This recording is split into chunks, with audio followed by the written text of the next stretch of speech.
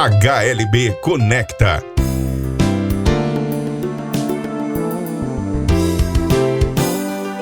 A série de podcasts que liga você aos principais temas do mercado. Olá, eu sou Andréia Diniz, gestora de marketing da HLB Brasil, e você está ouvindo mais um episódio da série de podcasts sobre perspectivas econômicas do Brasil e do mundo, HLB Conecta. Nessa edição, eu conto com a presença do sócio e economista da HLB Brasil, Marcelo Fonseca, que vai nos falar um pouco sobre os impactos da alta do dólar. Bom dia, Marcelo. Bom dia, André. Tudo bem? Tudo bem.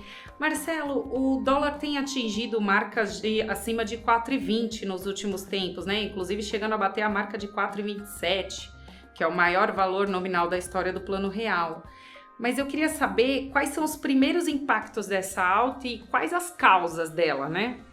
Bom, o primeiro impacto que para o mercado, eu entendo, é como o mercado observa a atuação do BC, né? Como o Banco Central, então, irá se comportar, como já vem se comportando ao longo desses últimos dias com relação à desvalorização cambial. O Banco Central entendeu que tinha que praticar alguma intervenção vendendo dólar à vista. Esse é o papel do Banco Central, no sentido de não deixar grandes oscilações. Nosso sistema é de câmbio flutuante, mas é uma flutuação, vamos chamar assim, com algumas intervenções em momentos determinados, né? Então, quero crer que o mercado observa essa atuação do Banco Central. Ontem mesmo, no dia 29/11, quinta-feira, a cotação já havia reduzido para 4,21. Sim.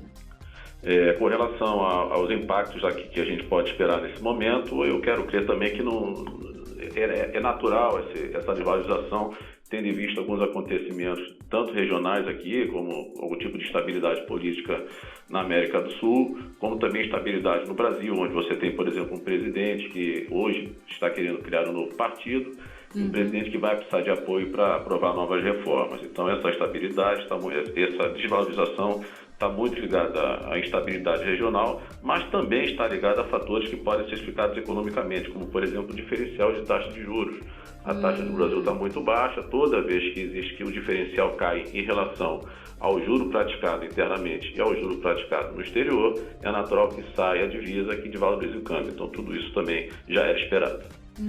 Você acha que tem algum impacto a questão comercial entre Estados Unidos e China, né? Essa questão da guerra comercial também tem sido um dos fatores dessa alta ou não tem relação? É claro que sim, é claro que a guerra comercial entre Estados Unidos e China, é claro que diminui o comércio global, traz também incerteza ao mercado e você acaba juntando tudo num caldo só aqui regional. Então você tem, como a gente já falou aqui, a questão política com os países aqui, que também turbulência política internamente no Brasil, e você também tem uma questão externa que é muito importante para o comércio mundial, e é claro que isso acaba impactando, é mais um elemento a impactar a situação.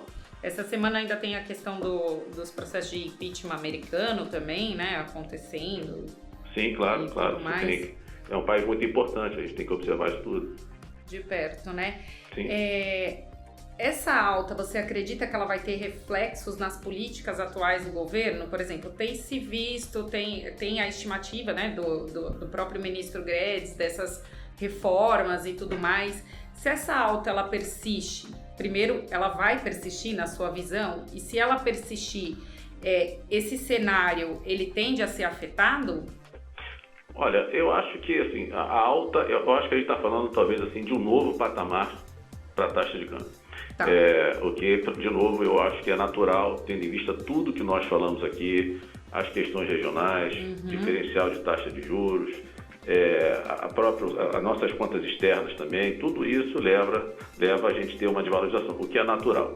Então, para a sua pergunta, o próprio ministro relativizou essa alta essa semana, dizendo que isso era natural, que é um novo patamar e que assim será. Então, nesse sentido, eu não vejo mudança na política econômica em função da desvalorização, respondendo a sua pergunta. Nem um possível atraso de investidores, até fica mais fácil para os investidores, né, esse processo. É claro, o investidor que tem moeda forte, o ativo aqui fica mais atrativo para ele.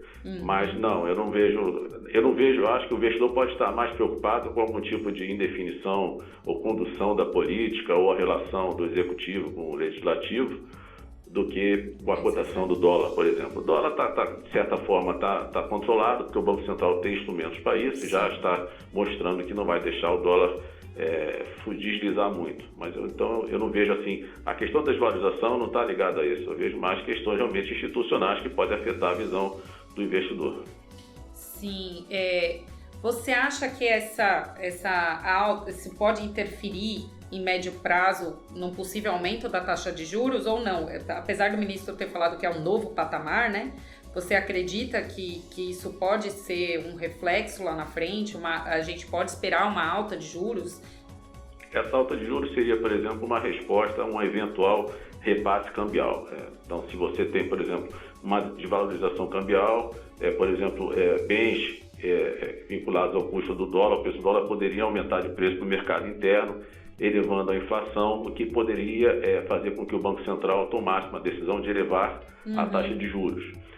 Nesse primeiro momento é incerto o repasse cambial, a gente não sabe exatamente se vai existir ou não. O que eu aposto é que nesse primeiro momento não haverá um repasse cambial expressivo no sentido de levar o Banco Central a aumentar a taxa de juros, na medida que a economia brasileira opera com grande ociosidade e muito desemprego.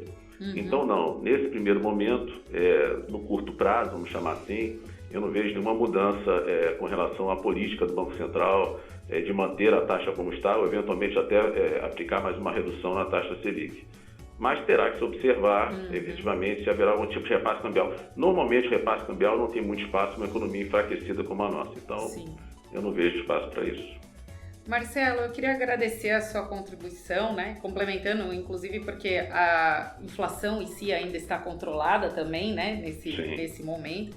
Eu queria agradecer sua participação nessa série de podcasts e aguardo você nos próximos episódios. Enfim, para você... Eu que agradeço, estou à disposição. Para você, nosso ouvinte, muito obrigada pela colaboração e até a próxima.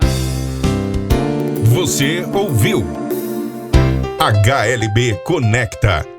Obrigado pela audiência e até a próxima edição. HLB Conecta, a série de podcasts que liga você aos principais temas do mercado.